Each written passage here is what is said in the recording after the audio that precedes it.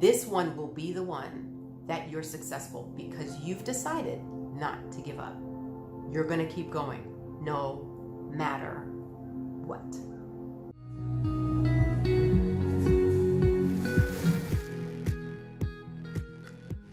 Welcome back, everybody. I'm so glad you're here. Listen, this week, this is video number 4. We've been doing this for a few weeks now, really working on our thinking about weight loss.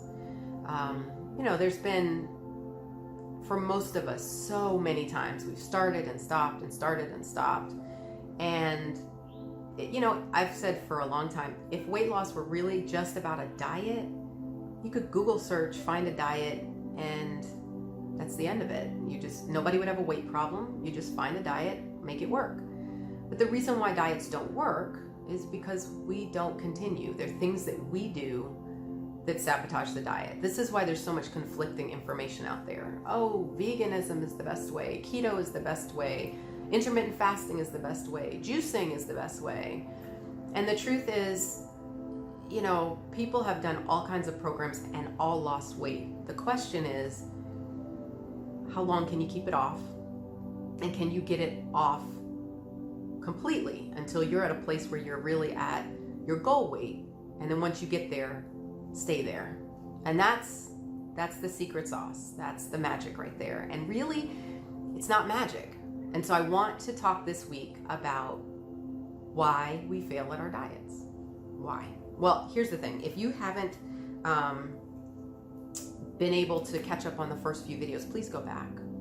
It'll help you to really think differently, to start approaching your plans differently, and to move forward. But this week, let's talk about why we fail at weight loss.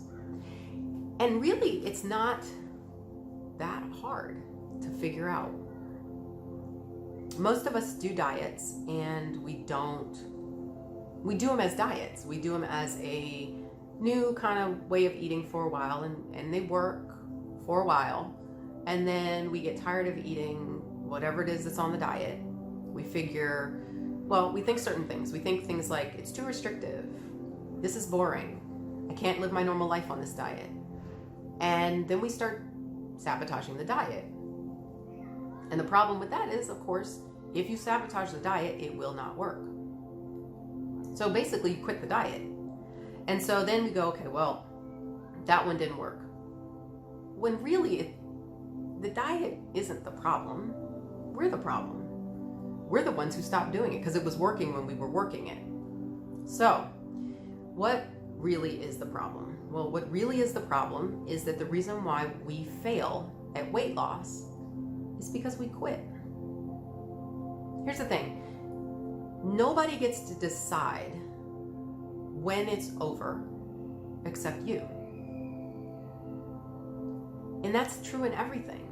I mean, for those of us who are moms, if you are raising your children, if you expect every single step of the way for it to be perfect, you are going to be disappointed. Just fact. So, do you decide that you're a failure as a mom? Well, yeah, some of us do. We feel like we're just the worst thing. Why can't I get this right, or whatever? And we feel terrible and we beat ourselves down. But the truth of it is, you're not a failure as a mom. And the next day you get up and you do the mom thing again. And so you haven't given up, and it's not over, and you're not a failure. And weight loss is the same.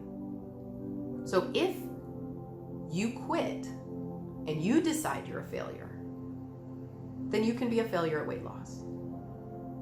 But if you don't quit, you don't give up, you decide, okay, I've learned something from that. I've learned something about me. I'm going to keep at this. I'm not going to give up. I am going to find the answer that works for me. You're not going to fail. Here's the thing. We think, and I get into trouble with this all the time in my brain, where I think the thing that I want to do, the task I want to accomplish, the goal I have in front of me has to be done the way and in the timing that I have decided. Now, when it doesn't go that way, and it doesn't happen on my timetable and my schedule, then I feel like, oh, well, that proves that I'm a failure. I didn't get it done. But really? Who gets to decide on the timetable?